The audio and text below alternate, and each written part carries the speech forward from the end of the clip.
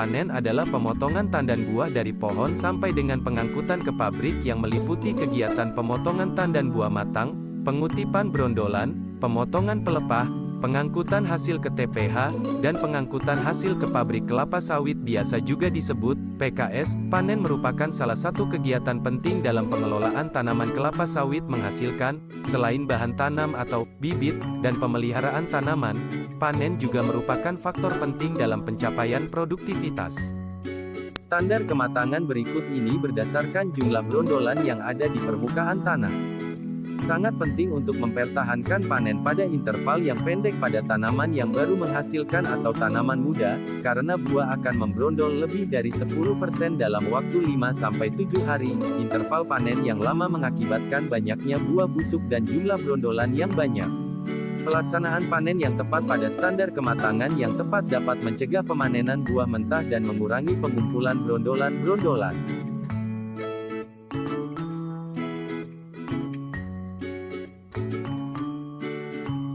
Proses produksi pengolahan tandan buah segar TBS kelapa sawit menjadi minyak sawit crude palm oil CPO, melewati beberapa tahap pengolahan. Tahapan pengolahan tersebut dilakukan di beberapa stasiun, diantaranya stasiun penerimaan, stasiun sortasi, stasiun sterilizer, stasiun treser, stasiun digester dan pres, dan stasiun klarifikasi. Salah satu proses yang sangat penting berada pada stasiun sterilizer. Kualitas CPO yang dihasilkan, salah satunya bergantung pada proses perebusan di stasiun sterilizer.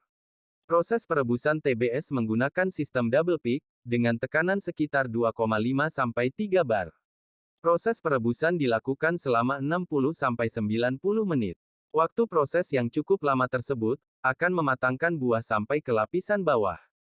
Proses perebusan double peak adalah proses perebusan yang dilakukan dua tahap pemasukan uap.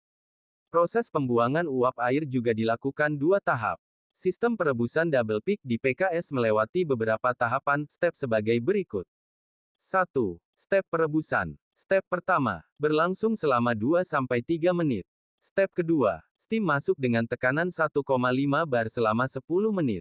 Step ketiga, adalah tahapan pertama untuk buang kondensat sampai tekanan 0 bar. Step keempat, steam masuk dengan tekanan 3 bar selama 15 menit. Step kelima merupakan proses perebusan selama 30 menit. Step keenam adalah amblas kedua atau buang kondensat yang dilakukan selama 5 menit. 2. Langkah kerja sterilizer. Pertama-tama top door dibuka. Selanjutnya feeder gate dibuka, dan feeder cute diarahkan ke ruang sterilizer. Apabila sterilizer telah terisi penuh, maka feeder gate ditutup, dan feeder cute dikembalikan pada posisi semula, dan top door ditutup. Selanjutnya steam inlet valve dibuka agar steam masuk ke ruang perebusan, kemudian steam outlet water valve ditutup, atau kondensate dan exhaust valve ditutup. Apabila telah melalui amblas pertama tekanan steam 1,5 bar, dan amblas kedua setelah tekanan steam mencapai 3 bar. Kemudian proses penahanan berlangsung tanda kurang lebih 40 menit, maka dapat dikatakan proses perebusan selesai. Setelah perebusan selesai, maka pintu sterilizer dibuka, dan buah didorong dengan internal conveyor agar keluar menuju drive conveyor untuk diangkut ke bun elevator. TBS yang telah berada di pabrik, pada umumnya masih tertancap pada tangkainya, hingga buah perlu dilepaskan dari tangkainya. Setelah melalui proses sebelumnya yang mempermudah perontokan, buah dilepaskan dengan metode bantingan yang dilanjutkan dengan penggunaan mesin terser untuk memisahkan buah dari brondongnya. Metode yang digunakan untuk melepas buah dari tandannya yaitu menggunakan metode bantingan sehingga buah terlepas dan masuk fruit conveyor. Selanjutnya buah sawit dibawa ke digester untuk memisahkan brondolan dari tangkai tandan menggunakan thresher. Proses thresher ini dikerjakan 2 kali hingga brondolan benar-benar terlepas dari tangkai. Sisa dari proses ini kemudian dialirkan ke ruang pembakaran.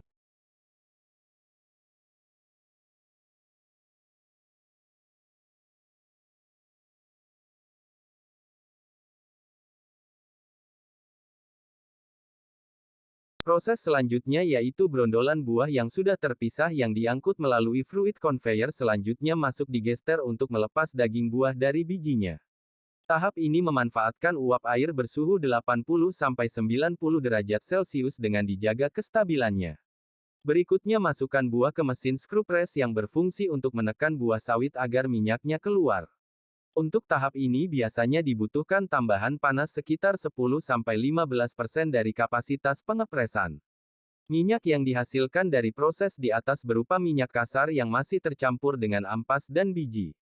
Oleh sebab itu, sebelum dimasukkan ke crude oil tank, minyak tersebut terlebih dahulu dibersihkan menggunakan sand trap kemudian disaring menggunakan vibrating screen. Setelah tahap ini, ampas dan biji yang dihasilkan masih mengandung minyak, oleh sebab itu perlu diolah lagi menggunakan deperikarpar, untuk memperlancar proses tersebut tambahkan air panas ke dalamnya. Minyak kelapa kasar yang terkumpul kemudian dipompa ke decanter untuk memisahkan solid dan liquid. Pada fase ini, air dan massa jenis ringan ditampung dalam continuous setting tank kemudian dialirkan ke oil tank. Sedangkan pada fase berat hasilnya akan ditampung di sludge tank lalu dialirkan ke sludge separator untuk dipisahkan minyaknya.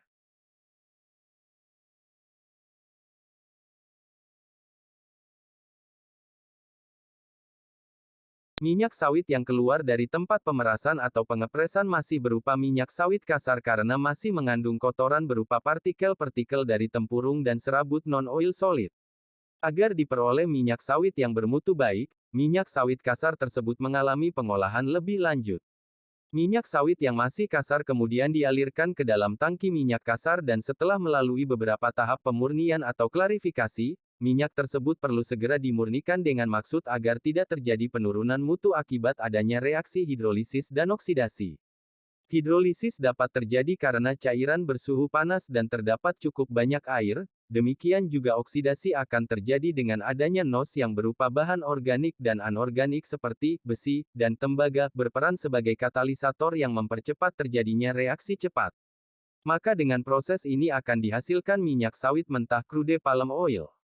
Proses penjernihan dilakukan untuk menurunkan kandungan air dan NOx di dalam minyak. Minyak sawit ini dapat ditampung dalam tangki-tangki penampungan dan siap dipasarkan atau mengalami pengolahan lebih lanjut sampai dihasilkan minyak sawit murni, dan hasil olahan lainnya. Sedangkan sisa olahannya yang berupa lumpur masih dapat dimanfaatkan dengan proses daur ulang untuk diambil minyak sawitnya. Minyak kasar yang diperoleh dari pengempaan perlu dibersihkan dari kotoran, baik yang berupa padatan, solid maupun air.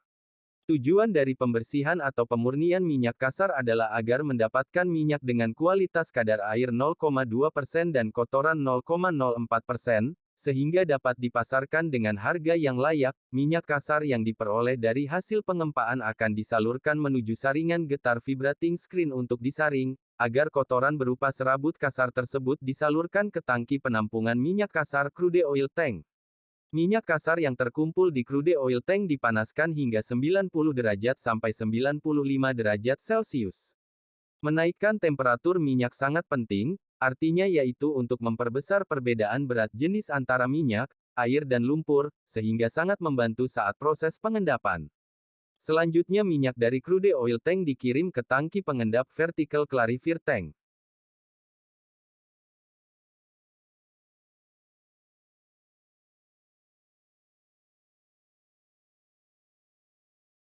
Pada pabrik pengolahan kelapa sawit, proses pemurnian pemisahan yang sangat penting dan mutlak dilakukan, karena pada proses pemurnian ini akan diperoleh hasil pemisahan cairan yang sesuai dengan kadar dan mutu minyak yang diinginkan.